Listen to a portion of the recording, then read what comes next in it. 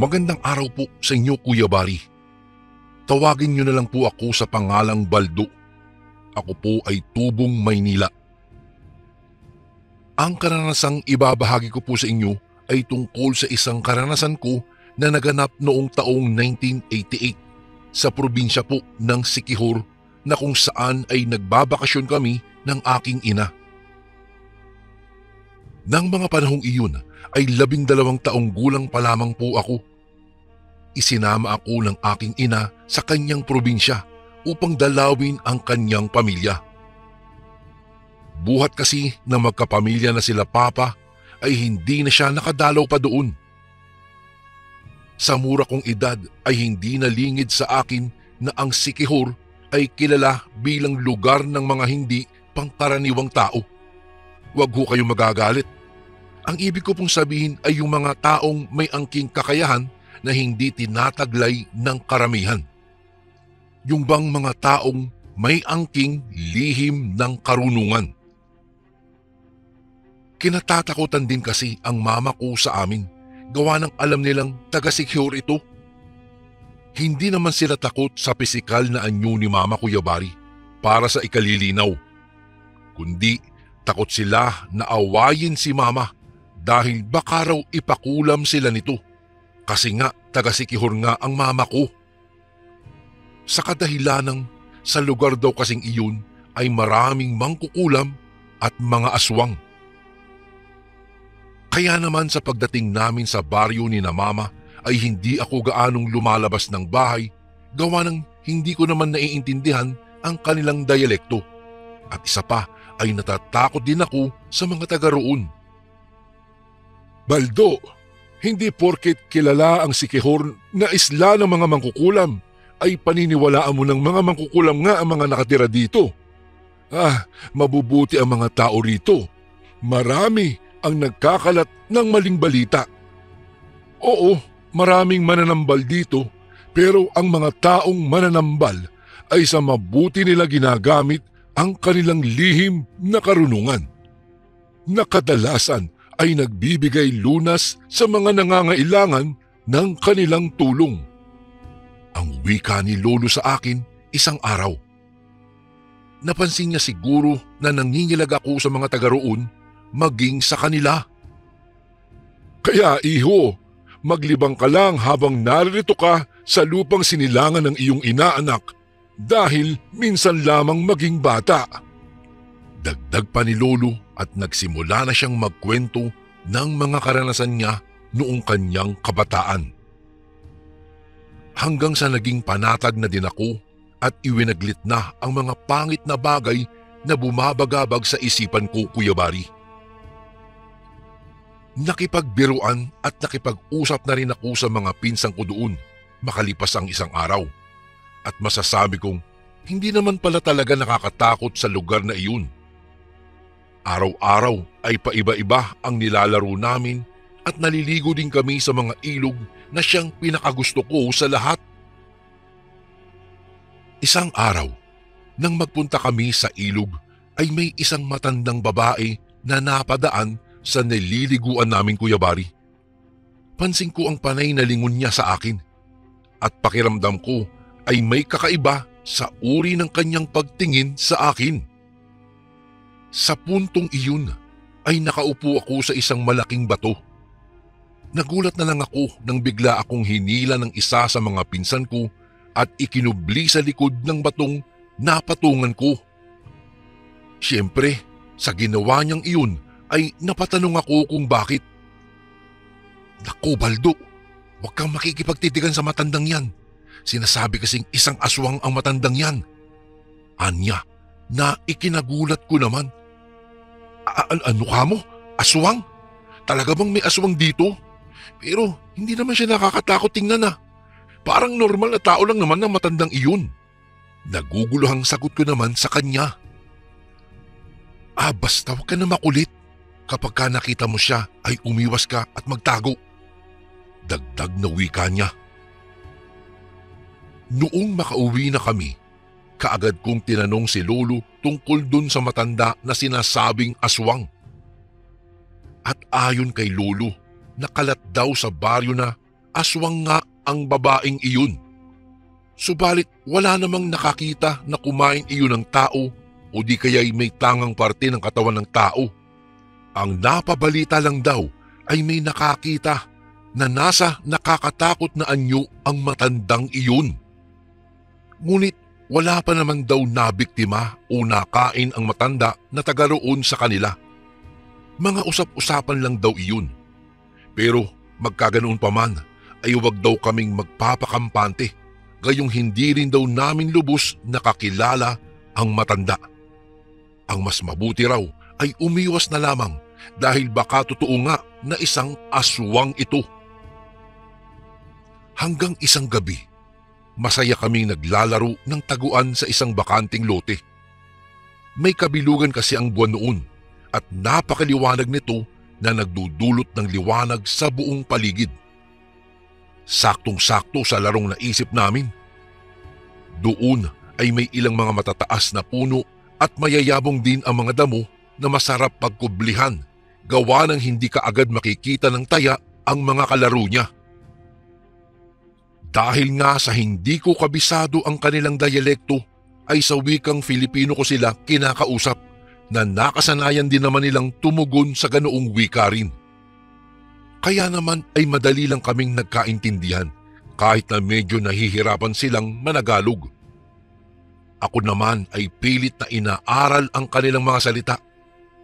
May mga naiintindihan din naman ako kahit papaano dahil na rin sa tinuturuan nila ako sa salitang Bisaya. Pagbilang ko ng 3, nakatago na kayo. 1, 2, 3.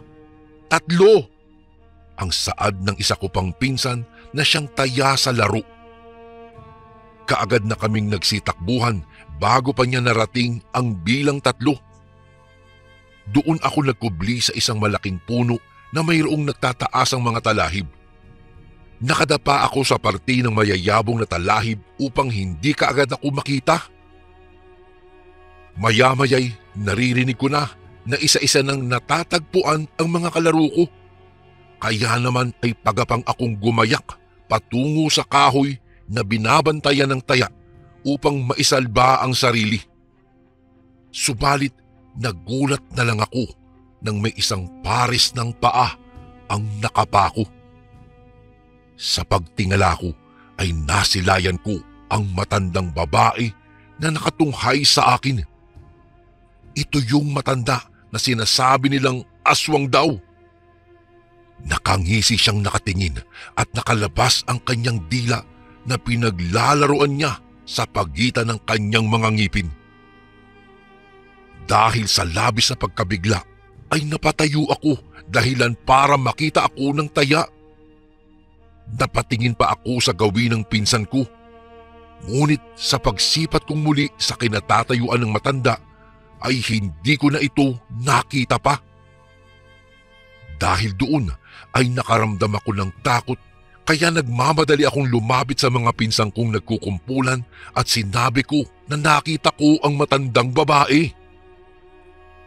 Sa pagkakataong iyon, Kuya Bari, nagpasya na kaming umuwi na lamang sa kanya-kanyang mga bahay dahil na rin sa takot sa mga asong umaalulong. Ano? Sigurado ka bang yung matanda nga ang nakita mo, Baldo? Baka naman namamalikmata ka lang dahil siya lagi ang naman ng usapan nyo ng mga pinsan mo noong isang araw. Saad naman ni Mama nang mabanggit ko sa kanila ang tungkol sa pangyayari nang naglaro kami. At dahil nga sa nakita ko naman talaga ang matanda ay pinanindigan ko ang mga sinasabi ko. Kinabukasan, nautusan ako ng mama ko na bumili ng asin sa may kalapit na tindahan. May paniniwala kasi sa amin na hindi pwedeng maubusan ng asin kapag sumapit ang gabi. Kaya kahit bandang 5:30 na lang hapon noon ay nagtungo ako sa tindahan dahil kailangan naming makabili ng asin bago sumapit ang dilim. Madulas at maputik ang daan patungo roon, sanhi ng pag-ulan. Habang nagpapayong, kasabay ng pagdadabog ko dahil ako pa ang inutusan gayong marami naman kami sa bahay, ay tinuntun ko ang daan patungo nga sa may tindahan nang biglang kumidlat nasipat ko ang matanda sa gilid ng dinadaanan ko. Medyo magulo ang buhaghag niyang buhok. Wala nang katao-tao sa daan maliban sa aming dalawa. Batid kong nakatingin siya sa akin, ngunit hindi ko na iyon binigyan pansin pa dahil pabilis na ng pabilis ang paghakbang ko dahil paulit-ulit na ang pagkidlat at sinasabayan pa rin ng pagkulog. Nang marating ko ang tindahan ay bumuhos naman ang napakalakas na ulan. Kaya kahit may payong naman ay hindi ko na pinilit na sumulong dahil nag-alala ako na baka mabasa pa ang isang supot ng asin na binili ko. Naghintay ako ng matagal habang nagmamasid-masid sa paligid ko. Nakaramdam na rin ako ng kaba ng mga sandaling iyon. Noong medyo humina na ang ulan ay saka ako gumayak para makauwi na. Noong nasa kalagitnaan na ako ng madilim na paligid nang bigla na namang kumidlat at tila ba napako na lamang ako sa kinatatayuan ko nang makita ang matandang babae sa nakakatakot nitong anyo. Magulo ang kanyang buhok, nanlilisik ang kanyang mga mata na nakatanaw sa akin habang nakangisi siya ng nakakaloko. Naulit pa muli ang pagkidlat at nasipat ko siyang muli at sa puntong iyon, humaba na ang kanyang dila. Dahil sa takot ay napatakbo na ako, Kuya Bari, ngunit sa hindi ko malamang dahilan ay napatid lang ako. Ramdam ko ang pagbagsak ko sa maputik na daan at ramdam ko rin na may malapot na laway mula sa isang dila ang nasa mukha ko nang sumadsad na ako sa putikan. Sa muling pagkidlat, nasilayan ko ang matandang babae na nasa harapan ko na at dinidilaan ng aking mukha pababa sa may liig. Halos wala ng boses na lumabas sa bibig ko dahil sa tindi ng takot ko, Kuya Bari. Mabuti na lamang at nakakuha pa ako ng lakas ng loob upang makatayo. Basa na rin ako sa mahinang pag-ulan at hindi ko na alam kung saan tumilapon ang dala kong payong nang madapa ako sa maputik na daan. Pero yung dala kong asin ay hawak ko pa rin. At dahil sa kaba ko ay kaagad na akong kumaripas ang takbo nang makabangon ako. Subalit hindi pa nga ako nakakalayo ay may magaspang na kamay ang biglang humila sa akin. Nagsisigaw na ako noon, ngunit alam kong walang makakarinig sa akin dahil sa muling pagbuhos ng malakas na ulan. Nagpumiglas ako ng gusto at pansin ko na humihigpit ang pagkakahawak sa akin ng kung sino. Naiiyak na rin ako sa mga sandaling iyon dahil sa alam kong ang matandang aswang ang gumagawa noon sa akin. "Tabang! Tabang! Tabang!" Paulit-ulit kong sigaw. Kahit malakas ang ulan ay narinig ko ang kanyang paghagikik na para sa akin ay nagdudulot ng matinding kilabot sa katawan. At sa puntong iyon ay ramdam ko ang pagdila niya sa braso ko. Hanggang sa hindi ko malamang dahilan ay binitiwan din ako ng matanda. Nang mapagtanto ko na hindi na siya nakahawak sa akin ay kaagad akong kumilos upang makausad na. Nagtatakbo ako sa abot ng aking makakaya. At ang asin na binili ko ay nalusaw na sa malakas na ulan. Noong nasa bungad na ako ng bakuran ng bahay nila Lolo nang makaramdam ako ng panghihina at tila ba nagdilim na lamang ang lahat sa paligid ko ng mga oras na iyon. Kinabukasan, pagkagising ko ay ramdam ko ang matinding panginginig. Ngunit ang init-init naman ng hangin na lumalabas sa ilong ko. Ang sakit din ng buo kong katawan. Doon ko palang napagtanto na nasa loob na pala ako ng silid namin ni Mama. Napansin ni Mama na gising na ako kaya naman ay lumapit siya sa akin at nagtanong, "Anak, nag-alala ako sa iyo kagabi. Akala namin ay kaya ka natagalan sa pagbili mo ng asin dahil sumilong ka lang doon sa tindahan. Pero nung pupuntahan na sana kita, ay nakita kitang nakahandusay na sa ibaba ng bahay at basang-basa. Gusto kong sumagot kay mama at ikwento sa kanya ang naranasan ko ng gabing iyon. Ngunit para bang may pumipigil sa akin na ibuka ko ang aking bibig. Nakatitig lang ako sa kanya, Kuya Bari, at lumuluha ang mga mata ko. At sa mga sandaling iyon ay nagpatuloy lang ako sa panginginig. Ipinikit ko na lamang ang mga mata ko dahil pakiramdam ko po ay gumagalaw ang mga bagay sa paligid. Subalit ang tenga ko ay nakikiramdam lang sa paligid at dinig na dinig ko ang mga pinag-uusapan nila sa loob ng bahay. Saka ko lang napagtanto na nilalagnat pala ako ng husto nang marinig ko ang sinabi ni Lolo na dalhin daw ako sa mananambal. Iyon kasi ang nagsisilbing doktor ng mga taga roon. Sa pagtungo po namin sa bahay ng mananambal, Kuya Bari, ay pinaupo ako sa isang silya.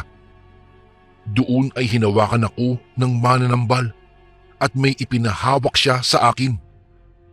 Hindi ko na nakita kung ano pa iyon dahil sa hirap akong ibuka ang mga mata ko, gawa ng lalong sumasakit ang ulo ko kapag nakakakita ng liwanag.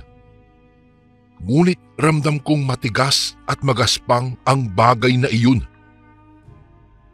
Matapos ma-examine ng mananambal, sinabi niyang pinaglaruan daw ako ng isang nilalang kaya ako nagkaroon ng mataas na lagnat.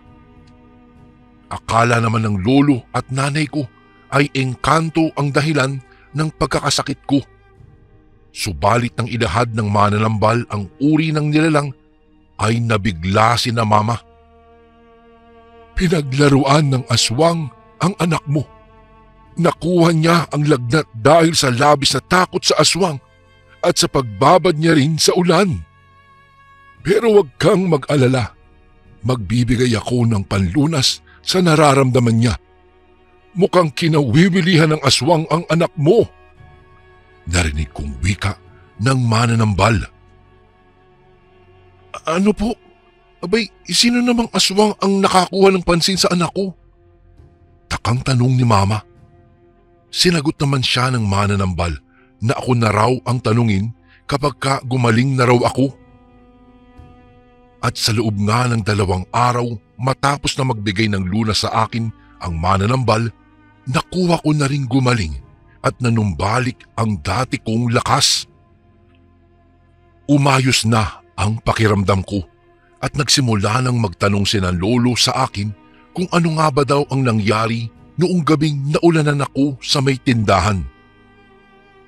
Naupo ako at maayos na isinalaysay at inilarawan ko sa kanila ang mga pangyayari at kung gaano ako natakot sa matandang aswang na dumila-dila sa mukha at braso ko.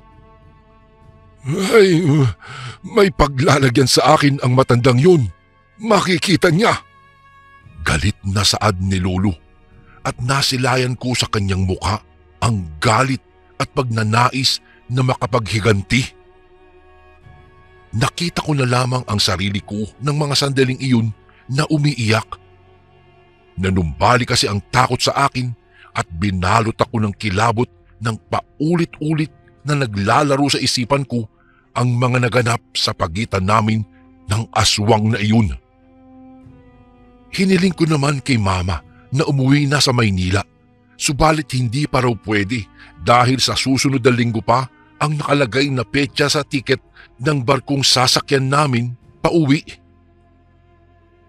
Simula noon, Kuya Bari, hindi na ako lumalabas ng bahay dahil takot ako na baka magtagpo uli ang landas namin ng matandang aswang. Ngunit sadyang mapaglaro talaga ang tadhana. Isang araw ay nagkayayaan ang mga pinsan ko na magtungo sa ilog upang maligo. Kahit na alam kong dapat ay nasa bahay lang ako, dahil sa inip ko na rin ay sumama pa rin ako sa kanila. Nataon naman kasing wala sa bahay sina lolo at lola, pati na rin si Mama. Sabi ko sa sarili ko, maaraw naman at tirik pa nga, kaya nasisiguro kong hindi ako gagalawin ng aswang na iyon. Batid ko kasing sa gabi lang sila nakapambibiktima, kaya ng mga sandaling iyon ay hindi siya makakapinsala sa akin at isa pa ay may habak na din naman ako kaya siguradong hindi na siya makakalapit sa akin. Doon sa ilog ay masaya kaming nagsipagligo. Sigawan at tawanan ang pumupuno sa banayad na pagdaloy ng tubig ilog. Sa mga sandaling iyon ay damang-dama ko ang kasiyahan kasama ng mga pinsan ko. Ngunit nang walang ano-ano ay biglang dumaan ang matanda. Tinahip ng kakaibang kaba ang dibdib ko nang masilayan ko siya. Ngunit sa pagkakataong iyon ay mabilis ang ginawa niyang paghakbang at nakayuko lang siya na tila ba nahihiyang ipakita ang kanyang mukha. Kami naman ng mga pinsan ko ay dali-daling umahon sa tubig at mabilis na nagsibihis ng mga damit at pantalon sa kakaagad na umalis doon. Takot kami na baka mapahamak. Dahil sa ako ang huling nakapagsuot ng pantalon ay nahuli rin ako sa paglalakad. Bago pa ako tuluyang makalayo sa ilog ay nilingon ko ang kinaroroonan ng matanda at nasipat ko siyang nakatingin din sa direksyon ko. Sinalakay na naman ako ng matinding pagkabog ng dibdib. Ngunit sa mga oras na iyon ay mas nanaig sa akin ang tapang. Nanatili akong nakatayo at nakatanaw sa kanya. Hindi ko nga lang sinubukan na makipagtitigan pa dahil baka mahipnotismo pa ako ng matandang iyon. Ngunit sa ginawa ko, Kuya Bari, ay parang natakot ang matanda at nagpatuloy na lamang sa paglalakad. Ako naman ay sinundan lamang siya ng tingin. Subalit bigla na lang akong hinila ng isa sa mga pinsan ko dahil napansin daw niyang parang ipinako ako roon. Sa pag-uwi namin ay napag-alaman kong sinugod ni Lolo ang matandang babae at binalaan na kapag sinubukan pa niyang lumapit sa akin o kahit na sinong mga apo niya ay malalagot ito at mapapahamak. Ayon pa kay Lolo ay walang ginawa ang matanda upang pasubalian ang ginawa niya. Nanatili raw itong nakayuko lamang habang pinagsasabihan siya ng aking lolo at panay ang pagtango nito. At ayon pa raw sa matandang babaeng aswang na iyon ay tinakot lamang daw niya ako para hindi na gumala pa sa dilim. Wala daw siyang intensyon na saktan o patayin ako. Pero sa isip-isip ko ay hindi ako naniniwala dahil para sa akin po ay parang napahamak na ako kung hindi pa niya nadilaan ang natunaw na asin na umagos sa aking braso. Simula ng araw na iyon, hindi ko na nakita pa ang matanda. Hanggang sa sumapit na ang araw ng pag-uwi namin ni Mama, ay hindi na siya nagpakita pa. Bagay na ikinapanatag ng kalooban ko. Kuya Bari, ang karanasan kong ito ay nagbigay ng leksyon sa akin na kapag mayroon kang hindi magandang nararamdaman sa isang nilalang, ay mabuti nang umiwas na at huwag papakampante dahil baka iyon pa ang magbigay daan para sa iyong kapahabakan. Ang karanasan kong ito ay tila nag-udyok sa akin na hindi na mapadalaw pa sa bayan ng Siquijor. Dahil pakiramdam ko ay magpahanggang sa ngayon, tila buhay na buhay pa rin sa aking isipan ang mga nangyari noong gabing pinaglaruan ako ng isang matandang aswang sa Siquijor. Hanggang dito na lang po ang kwento ko, Kuya Bari. Naway nagbigay aral ang kwento ng karanasan ko sa inyong mga batang tagapakinig. More power po sa Ang Sundo Horror Stories. And God bless po sa lahat ng nakikinig na kasundo ngayon, lalong-lalo na ang mga OFW na walang sawang naghahanap buhay para sa kanilang pamilya. Lubos na gumagalang. Baldo.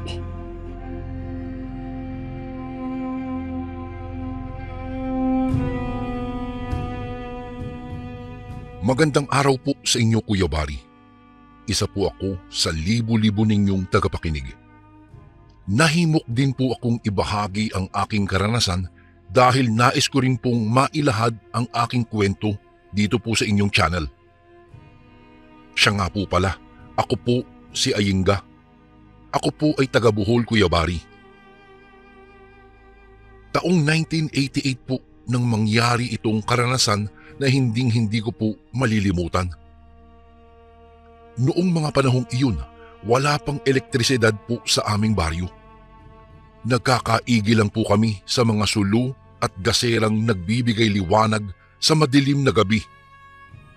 Subalit magkaganon pa man, ay damang-dama pa rin namin ang kapayapaan na hindi ko na nararanasan ngayon sa kasalukuyan, gawa ng mga makabagong teknolohiya. Natatandaan ko, nagkaroon ako noon ng masugid na manliligaw. Sa edad na 20 anyos ay parang ignorante pa rin po ako sa mga bagay-bagay ukol sa pakikipagrelasyon. Si Rolando, ang aking kaklase noong nasa elementarya pa ako, ay hindi tumigil sa panunuyo sa aking Kuya Bari upang mabihag niya ang puso ko. Mabait naman po si Rolando at maasikaso pagdating sa akin. Dahil nga sa pagtsatsaga niya ay umabot ng 1 taon bago ko po siya sinagot. Nang malaman iyon ng aking mga magulang ay naging masaya naman sila para sa akin. Maging ang 7 ko pang mga kapatid ay ganoon din, liban sa nakatatanda kong kapatid na lalaki na si Manong Efren. Hindi ko siya gusto para sa iyo, Ayinga, at hindi ko siya nanaisin na maging bayaw. Ang mariin na wika ni Manong Efren. Si Manong Efren, Kuya Bari, ay nakapag-asawa ng taga Mindanao at doon na nga sila naninirahan. Napadalaw lamang sila sa Bohol noong mga panahong iyon upang magbakasyon. Sa mga sinabi niya ay nasaktan po ako, gawa ng sa lahat ng mga kapatid ko ay siya lamang ang pinakamalapit sa akin. Ang mabuti pa, sumama ka muna sa akin sa Mindanao. Magbakasyon ka na muna doon, nang sa gayon baka magbago pa yung isip mo kung sakaling may makilala ka pa roong ibang lalaki. Dagdag na turan pa niya. Manong Efren naman, hindi pa naman ako mag-aasawa. Magnobyo pa lang po kami ni Rolando. Sagot ko naman sa kanya. Hindi pa sa ngayon, pero baka bukas, makalawa, naku, mababalitaan na lang namin na ikakasal ka na pala. Mabuti na iyong lumayo ka muna. Baka ano pa ang gawin sa iyo ng Rolandong yan? Anya. Ang iminungkahi ni Manong Efren, Kuya Bari, ay sinang-ayunan naman ng mga magulang namin. Kung kaya wala na akong nagawa pa kung hindi ang sumama sa kapatid ko doon sa Mindanao. Bago ako lumisan ay nagpaalam pa ako kay Rolando at ayon pa sa kanya na sa pagbalik ko ay magpapakasal na kami, na sinagot ko naman ng oo. Doon po sa Mindanao ay nagtatrabaho ang kapatid ko sa malawak na taniman ng pinya. Kasundo ko naman ang kanyang asawa kaya naging panatag ako roon. Hanggang isang araw ay may ipinakilala sa akin si Manong Efren na kasamahan daw niya sa trabaho. Ang taong iyon ay si Anacleto. May itsura naman ito, matangkad at sa tingin ko po ay napaka-presko, bagay na hindi ko gusto. Simula noong dinala siya ng kapatid ko sa bahay ay lagi na iyong nagpupunta roon, kahit pa nga minsan ay wala roon ang kapatid ko. Sadyang naiinis ako sa lalaking iyon, gawa ng panay ang kanyang pagpapalipad hangin sa akin. Kung minsan nga ay nasisinghalan ko pa siya dahil nabubwisit talaga ako sa kanyang mga inaasta. Nayayabangan talaga ako sa kanya ng sobra, Kuya Bari. Ngunit ang pagkainis ko sa kanya ay nawala noong minsan ay isinama nila ako ni na Manong Efren at ng asawa nito sa baylehan kasama si Anakleto. Mangyaring inihabilin kasi ako ng kapatid ko sa kanya dahil mauuna na raw silang umuwi ng kanyang asawa. Sa pagkakataong iyon ay hindi na ako nagpumilit pa na sumama sa mag-asawa gawa ng nais ko rin silang bigyan ng pribadong oras. Simula kasi Kuya Bari nang dumating ako ay hindi na sila nakapamasyal na silang dalawa lamang. Kahit nabubuwisit pa ako kay Anakleto ay pinilit ko na lang na maglibang. 11:00 na ng gabi na nag-aya na akong umuwi at napapagod na rin kasi ako at nais ko nang magpahinga. Habang tinatahak namin ang daan sa mga kakahuyang dinaraanan namin ay bigla kaming nakarinig ni Anakleto ng mga angil na nagmumula sa madilim na bahagi ng kakahuyan. Sa takot, napahawak ako sa isang braso ni Anakleto. Para kasing nakakakilabot ang mga nilikhang angil ng kung anong hayop yun. Hindi ko naman nakitaan ng takot ang kasama ko, kaya kampante rin akong nakisabay ng lakad sa kanya. Hanggang sa bigla na lang ay may isang ibon ang mabilis na lumipad sa ibabaw namin. Ang ingay na nilikha ng ibon ay napakasakit sa tenga.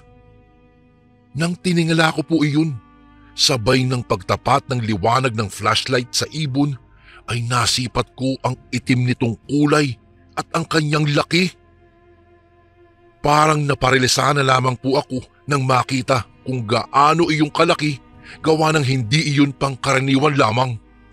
Subalit sa ginawa ko ay bigla iyong bumalik patungo sa akin. Mabuti na lamang at kaagad na inakbayan ako ni Anakleto at idinapa sa lupa. Napansin ko pa na may dinukot siya sa kanyang bewang at isinaboy sa malaking ibon. Narinig ko pa nga na parang humiyaw ang ibon na sa pansin ko ay nagkukumahog na makalayo sa amin. Noong makalayo na ang malaking ibon ay kaagad din naman kaming tumayo at dali-daling naglakad papalayo upang lisanin na ang lugar na iyon. Anakleto, ano yun? Takot kong tanong sa kanya. Saka na natin pag-usapan ng bagay na yan. Ang importante ay makalabas tayo rito sa kakahuyang bahagi ng daan pauwi. Tugon naman niya sa akin. Noong makarating kami sa bahay, ay kaagad kong inusisa si Anakleto kung ano ang ibon na nakita namin. At ayon pa sa kanya ay hindi raw iyon basta-basta ibon lamang. Sa tingin daw niya ay isa iyong aswang na nag-anyong ibon lamang dahil nang sinabuyan daw niya iyon ng asin ay biglang lumisan. Ano? Aswang? May aswang din pala rito sa Mindanao? Ang buong akala ko ang usaping aswang ay doon lang sa bahagi ng Kabisayaan. May ganyan din pala rito sa inyo. Saad ko pa na nakakunod ang noo. Alam mo, kahit saan naman ay mayroong aswang. Iba-iba nga lang ang tawag sa kanila sa bawat lugar. Pero ang lahat ng mga aswang ay kumakain ng karne ng tao at mga lamang loob. At ang pinakamasarap para sa kanila ay ang sariwang mga bituka. Ayon pa yan sa mga nakatatanda. Tugon naman niya sa akin. Kuya Bari, kahit po sa amin sa Bohol ay may mga naririnig din akong usap-usapan tungkol sa mga aswang. Subalit wala pa naman akong nasilayan. Tanging mga huni lamang ng mga iyon tuwing gabi ang naririnig ko. Naniniwala naman po ako sa aswang kahit hindi pa ako nakasilay ni isa. Gawa ng doon sa lugar namin po ay marami na ring kwento-kwento akong naririnig tungkol sa mga nilalang na iyan na nambibiktima ng mga hayop, lalong-lalo na ang tao. At doon na nga nagsimula ang pagkakaibigan namin ni Anakleto. Kuya Bari, siya kasi yung nagsilbing tagapagligtas ko noong gabing iyon. At hindi na rin kami gumala sa mga baylehan dahil baka may makasalamuhan na naman kaming malaking ibon. Hanggang sa isang araw ay nagtapat siya ng pag-ibig niya sa akin. Ewan ko ba, pero ramdam ko rin na may malaki akong gusto sa kanya, kaya naman ay sinagot ko na siya bilang nobyo ko. Hindi naman tumutol sa relasyon namin si Manong Efren. Bagkus ay todo suporta siya sa kanyang kaibigan, bagay na ikinaligaya ko naman. Maglilimang buwan na kami noon ni Anakleto nang nakatanggap ako ng sulat mula sa papangko. Kailangan ko na raw umuwi dahil nagkasakit daw si Mamang. Noong nalaman iyon ni Anakleto ay sinabi niyang susundan daw niya ako sa amin para hingin na ang aking mga kamay mula sa mga magulang ko. Mag-iipon daw siya muna ng sapat na halaga upang mabigyan ako ng magandang kasal sa harap ng altar. At nagsumpaan din kami na kahit anumang pagsubok sa relasyon namin ay hindi kami pagagapi. Noong makabalik ako sa Bohol ay sinalubong ako ng yakap ni Rolando. Tila nandiri ako sa kanya nang dumampi ang mga labi niya sa labi ko. Kung kaya't itinulak ko siya. Nakita ko ang nabuong pagkalito sa mukha niya. Humingi ako ng paumanhin at sinabi kong nabigla lamang ako. Sa puntong iyon ay sumilay ang kanyang mga ngiti at sinabi niyang, "Ayos lang yun, Ayingga. Naintindihan kita." Dumaan ang mga araw at naging maayos na ang lagay ni Mamang. Subalit ako naman ata ang magkakasakit dahil panay na ang pangungulit ni Rolando sa akin tungkol sa kanyang pamamanhikan. Hindi ko naman magawang ipaalam sa kanya na hindi na siya ang tinitibok ng puso ko dahil sa tuwing nanaisin ko ng sabihin ay parang nauunahan ako ng awa. Wala kasi siyang ginawang masama para pasakitan ako. Puro pagmamahal niya ang ipinadadama niya sa akin. Simula pa noong unang beses siyang manligaw hanggang sa mga oras na iyon. Kaya nakadama ako ng matinding pagkakonsensya na nauuwi sa awa. Mas lalo pa akong nagkaproblema, Kuya Bari, nang nagpadala ng sulat si Anakleto. Handa na raw siyang magtungo sa amin kasama si Manong Efren upang maipahayag na sa mga magulang ko ang napagkasunduan naming kasal. Litong-lito na ako ng mga panahong iyon. Kaya isang gabi, habang bilog ang maliwanag na buwan, ay ninais kong maglakad-lakad sa ilalim ng kanyugan. Wala akong dalang flashlight dahil maliwanag naman ang paligid na nasisinaga ng buwan. Marami ring mga bituin ang nagkikislapan sa kalangitan. Noong nasa kalagitnaan na ako ng pagmuni-muni, nang mahagip ng aking paningin ang isang bulto ng tao na tila ba sarap na sarap sa nilalantakan nito. Tila nakilala ko ang bulto na iyon dahilan upang lapitan ko ito. Subalit napako na lang ako sa kinatatayuan ko nang masipat ko ang isang kambing na nakahandusay sa kanyang harapan. Wakwak ang tiyan at nakalabas na ang mga lamang loob. Hindi naman ako napansin ng nilalang dahil nasa konsentrasyon ito ng paglantak sa kanyang kinakain. Narinig ko pa nga ang ingay sanhi ng pagngasab niya. Kaya't dahan-dahan akong laglakad patalikod sa daan upang hindi makagawa ng kahit na anumang ingay. Subalit bigla ko na lamang naapakan ang isang tuyong dahon ng niyog dahilan upang lumikha ito ng paggasak. Pigil hininga akong tumigil sa paghakbang ko dahil unti-unting bumaling sa akin ang nilalang. Halos panawa na ako ng ulirat nang masipat ko ang kanyang mukha. Nakakakilabot ang kulubot ng mga balat nito at ang kanyang bibig ay may tangan pang mga gutay-gutay na bituka. Sa sobrang kilabot, takot at pagkasindak ay hindi na ako nakagalaw pa sa aking kinatatayuan. Akala ko ay ako na ang lalapain ng nilalang, subalit bigla na lang itong natarantang tumakbo patungo sa madilim na bahagi ng niyugan. Ako naman ay saka pa lamang nakagalaw nang mapagtanto kong nawala na ang nilalang. Kaagad na akong kumaripas ng takbo habang nagtititili patungo sa bahay namin. Noong makarating ako sa bahay ay bumungad sa akin sina Manong Efren at ang kanyang asawa. Saka nakita kong kausap ni na Mamang at Papang si Anakleto. Sa labis na galak ng nasilayan ko sila ay saglit kong nakalimutan ang nilalang na nakita ko sa may niyugan. Bandang bukang liwayway na nang maisipang kong ikwento ang nakita ko kina Papang. Ayon sa kanila ay aswang daw ang nakita ko.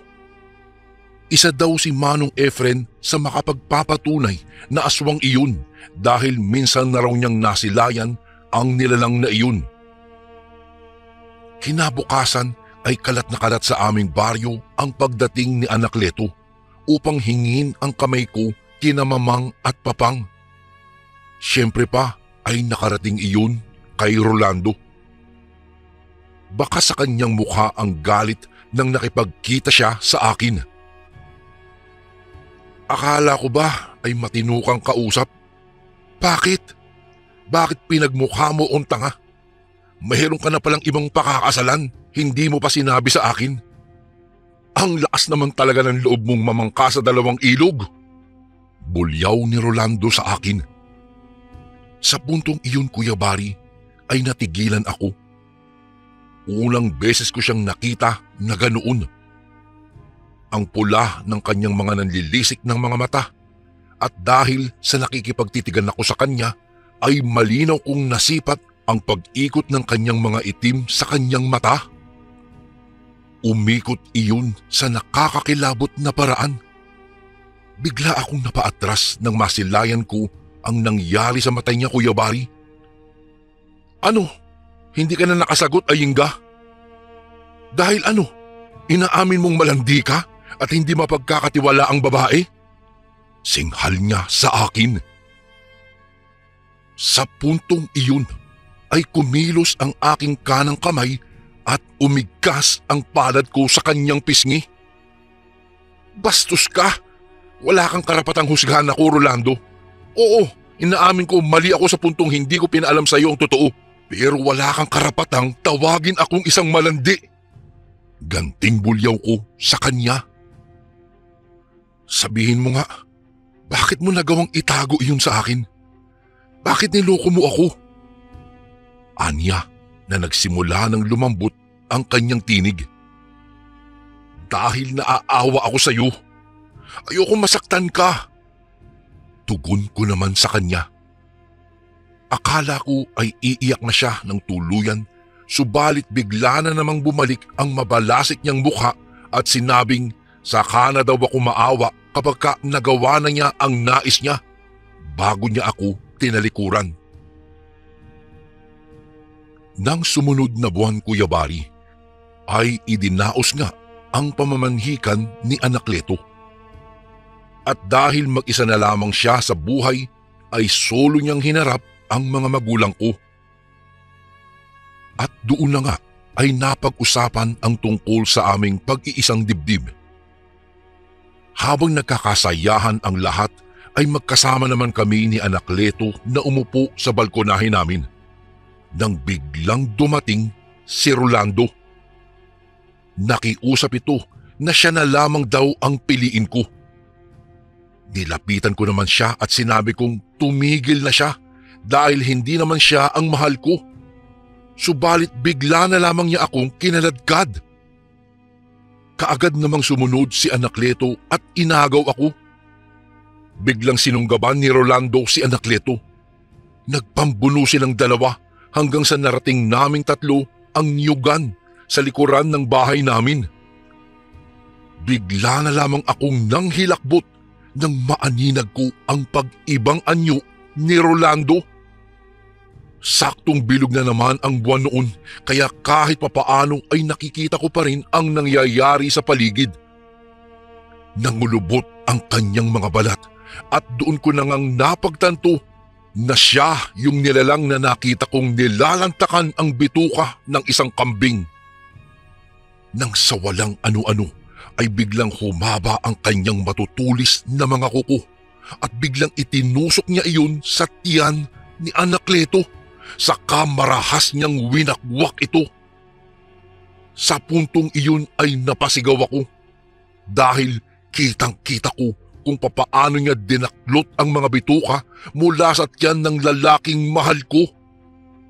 Hawak niya ang mga bituka ni Anakleto habang tumingin siya sa akin para ipakita ang marahas niyang paglantak dito sa aking harapan na parang gigil na matikman ito.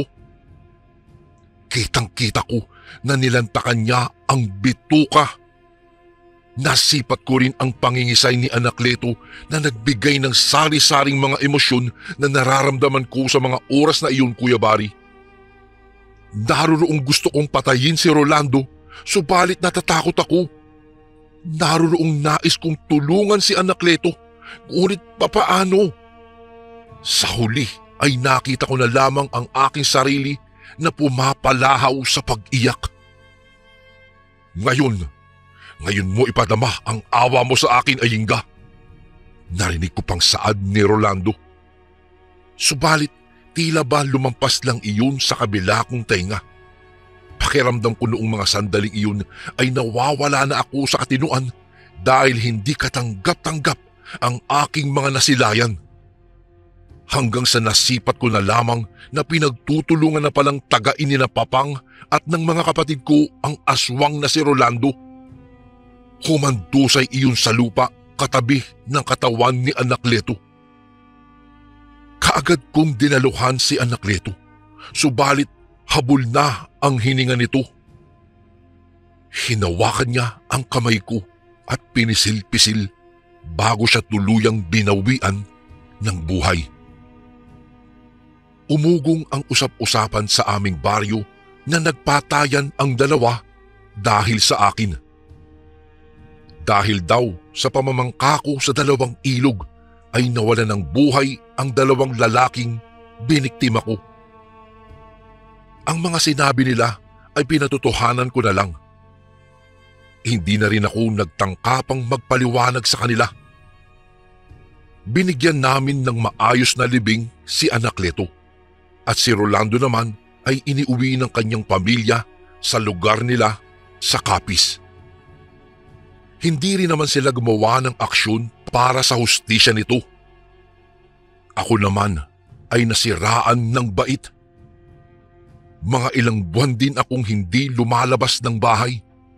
Laging tulala at minsan ay umiiyak ng walang dahilan o di kaya naman ay tumatawang mag-isa. Hanggang sa dinala na ako ni Manong Efren sa Mindanao upang ipagamot. Mabuti na lang, Kuya Bari, at may kakilala si Manong Efren doon na isang manggagamot. At sa awa naman ng lumikha ay sa paunti-unting paraan ay gumaling naman ako. Doon ko lang dinalaman mula kay Manong Efren na kaya siya tutol sa relasyon namin ni Rolando ay matagal na daw niyang alam na isa itong aswang dahil minsan na niyang nasilayan ang pag-ibang anyo nito at ang paglantak nito ng sariwang karne ng ilang mga hayop sa baryo namin. Ayon pa nga sa kanya na baka nga ang buong angkan daw ni Rolando ay mga aswang din. Gawa ng maiilap raw ang mga ito na makisalamuha sa iba. Kuya Bari, ang karanasan kong ito ang nagtulak po sa akin upang maging isang matandang dalaga. Dahil hindi ko na po ninanais pa na magkaroon ng isang karelasyon. Sa pagdaan po ng mga panahon ay naging kontento na ako sa pag-aalaga sa aking mga pamangkin na anak ni Manong Efren. Ang pangyayaring iyon sa buhay ko ay hindi na binubuklat ng aking pamilya sa tuwing nagkakaroon kami ng pagtitipon, gawa ng iyon ang sanhi ng pagkabaliw ko at ayaw na nilang maungkat pa ang kahapon. Ngunit para sa akin, ang karanasan kong iyon ang nagsilbing aral na huwag basta-basta magbigay ng tiwala sa mga taong akala mo ay kilala mo na ng lubusan. Ang karanasan kong iyon ay nakaukit na sa aking isipan na sa isang yugto ng buhay ko ay minsang nasilayan ko ang pagiging aswang ng isang lalaking naging bahagi ng buhay ko at nasilayan ko rin na nilantakan niya ang bituka ng lalaking pinakamamahal ko dahilan upang mawala sila sa akin ng pareho. Kuya Barry, dito ko na po tatapusin ang aking kwento. Naway naibigan ng inyong mga tagapakinig ang karanasan kong ito. Lubos na gumagalang, Ayinga.